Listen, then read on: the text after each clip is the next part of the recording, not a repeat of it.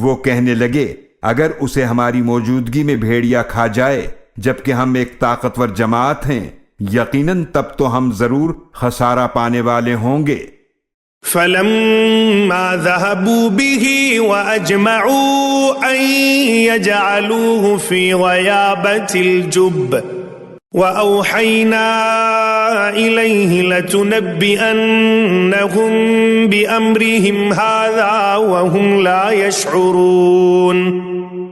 پھر جب وہ انہیں لے گئے اور اس پر اتفاق کر لیا کہ انہیں گہرے کنویں میں ڈال دیں، اور ہم نے ان کی طرف وحی بھیجی کہ تم وقت آنے پر ضرور انہیں ان کے اس سلوک سے آگاہ کرو گے جبکہ ان کو کچھ خبر نہ ہوگی۔ وَجَاءُوا أَبَاهُمْ عِشَاءً يَبْكُونَ،